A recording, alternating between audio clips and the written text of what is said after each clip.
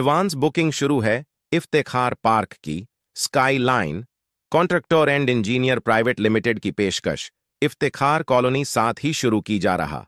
दूसरा project Iftekhar park Parbhani शहरधार road स्थित कलेक्टर द्वारा मान्यता प्राप्त NA-44 लेआउट, जिसमें आपको इस प्लॉटिंग में यह सुविधा मिलेगी। मेन रोड 50 फीट और अंदर के रोड 40 फीट 30 फीट, साथ ही साइड में गट्टू भी डाले हुए। हर प्लैट के पास रोड आप देख सकते हैं, आपको नजर आ रहे हैं। रोडों का काम भी अच्छे से मजबूती से किया गया है ताकि आने वाले 40-50 साल तक रोड नाली की दिक्कत ना आ सके। इस तरह से ध्यान में रखकर प्लैटिंग को डेवलपमेंट की गई है। आपको सारी सुविधा मिलेगी, जैसे हर घर में नल भी होगा, हर प्लॉट पर नल कनेक्शन जोड़ा गया है और रोशनी के लिए लाइट भी अच्छे से पोल बिठाए गए हैं और 30 फीट पर बोर को पानी, 2.5 से 3 फीट पर मुरूम 2। अलग अलग गार्डन जैसे लेडीज और जेंट्स के लिए आप इस वीडियो में यह नजारा देख सकते हैं। गार्डन कितना शानदार बनाया गया, इसमें बच्चों को खेलने के लिए खिलौने भी सेट किए गए और 4500 स्क्वायर फीट में शानदार मस्जिद भी होंगी। हवा के लिए 2 पेड़ हर घर प्लॉट के सामने। इन पेड़ों में कुछ ऐसे पेड़ हैं जो 6 महीने में कलर चेंज होते हैं। मराठवाड़ा में पहली बार मुस्लिम एरिया में डेवलपमेंट देखने को मिला है। साथ ही skyline contractor and engineer private limited company के डायरेक्टर मेराज सिद्दीकी, इनका सेकंड प्रोजेक्ट इफ्तेखार पार्क इस नाम से शुरू की गई है। ये भी इसी इफ्तेखार कॉलोनी की तरह ही डेवलप किया जा रहा है। कलेक्टर NA-44 और साथ ही एडवांस बुकिंग शुरू की गई है। इस प्लैटिंग में सिर्फ 115 प्लॉट है इफ्तेखार पार्क की, और एक खास बात, इस प्लैटिंग से सीधे धार रोड को रास्ता भी निकाला गया है। इसमें भी लाइट नल नाली रोड और हर प्लैट के सामने पेड़ लाइट पोल, खुद की DP, जिनकी ख्वाहिश है ताकि वो ख्वाहिशमंद भी ले सके। इफ्तेखार पार्क आमदनी और जरूरत पर ख्याल रखते हुए ये प्लॉट निकाले गए। आप भी एक बार जरूर जाकर देखें और अपने सपनों को पूरा करें। जानकारी के लिए मौलाना अब्दुल रशीद नदवी, इन्हें 9997077513 इस नंबरों पर कॉल करके जानकारी हासिल कर सकते। उप मुख्यमंत्री द्वारा सर्वांगीण मदद का आश्वासन।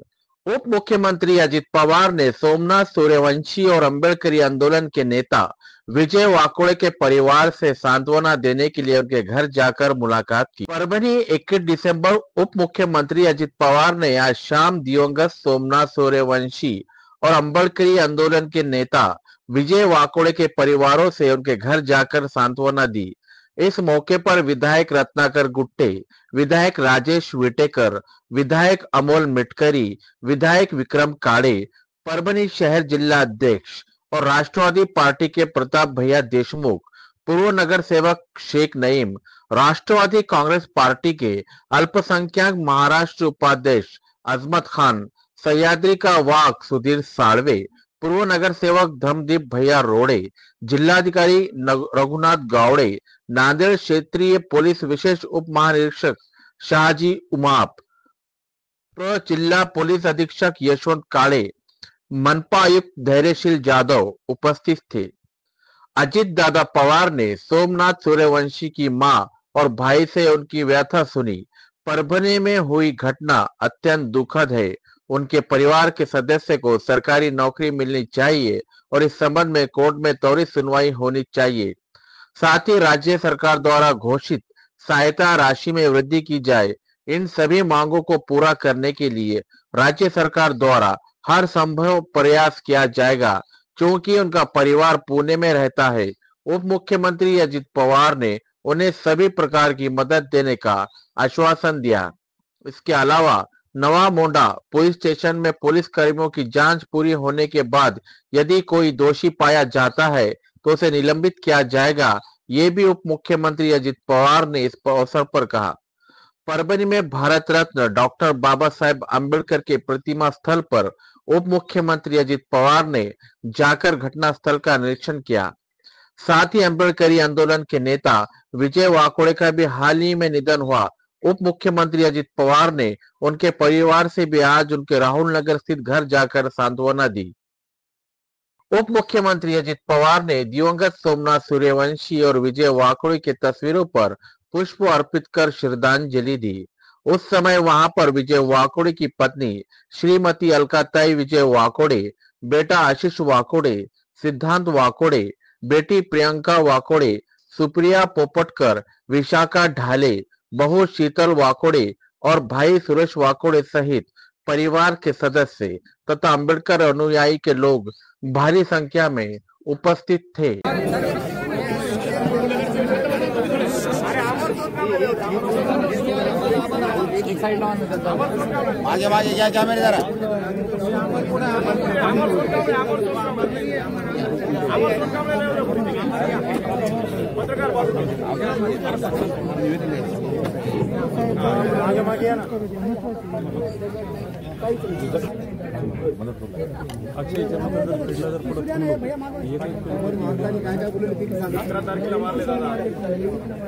देणार नाही का तू थोडं खाली धर ना तू मोबाईल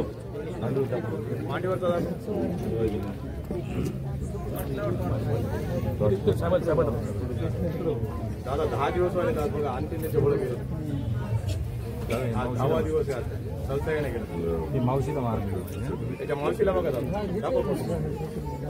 ते मावशीला बघा त्याच्या मावशीला अजून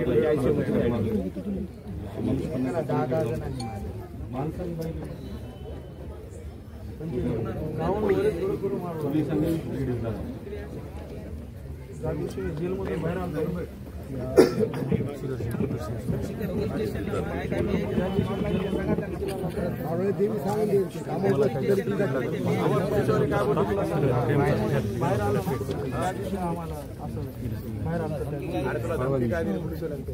ते म्हणले जर कोर्टात नेऊ लागले आम्हाला नानाला पेटला तेव्हा न्यायचं होतं आम्हाला MCR 2 दिवसाचा होता त्या दिवशी आम्हाला असं म्हणले की त्यांनी बघ म्हणले तुझी आई बी आहे म्हणली बाहेर भाऊ बी आहे म्हणला बघ तुला काय बोलायचं आणि काय नाही करायचं कारण की 2 दिवसाचा PCR बी आमच्याकडेच आहे आणि मेडिकल बी आमच्याकडे आहे म्हणलं तर तुला तुझ्यावर डिपेंड आहे काय बोलायचं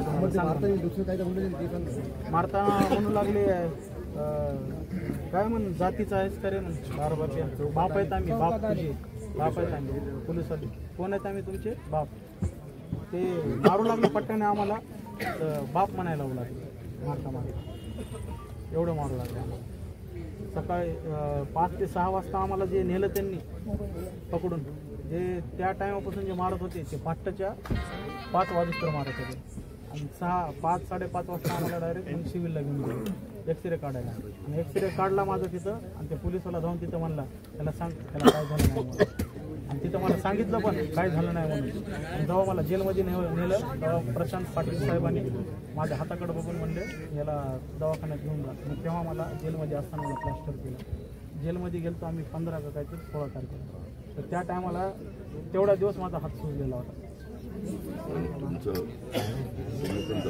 नाव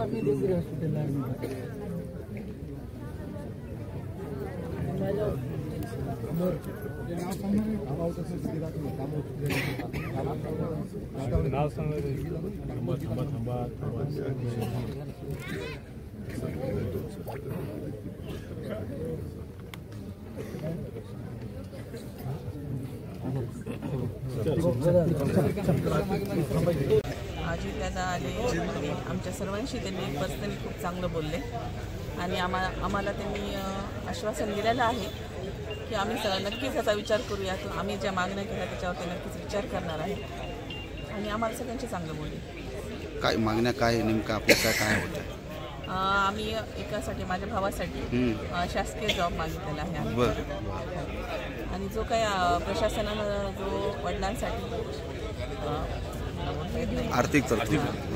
आर्थिक मदतीचं पण आम्ही मागणी केलेली आहे सरांना नाही त्यांनी बोलत असताना समाधान झालं का जितका वेळ आपल्याला दिलेला समाधान झालं याचं कारण की सर खूप चांगलं बोलले आम्हाला सगळ्यांशी आणि आम्हाला पण खूप चांगलं वाटलं त्यांना बोलून त्यांनी आमचं सगळ्यांचं ऐकून घेतलं व्यवस्थित अच्छा झालेल्या घटनांसंदर्भात मी त्यावर बी बोलणं झालं का हो सगळ्या त्यांनी संपूर्ण माहिती घेतली आमची आणि जे काय प्रकार झाला 10 दिवसामध्ये जे काय झालं ते सगळं काय त्यांनी विचारून घेतलं म्हणजे आश्वस्त केलं हो राजेश विटेकरजी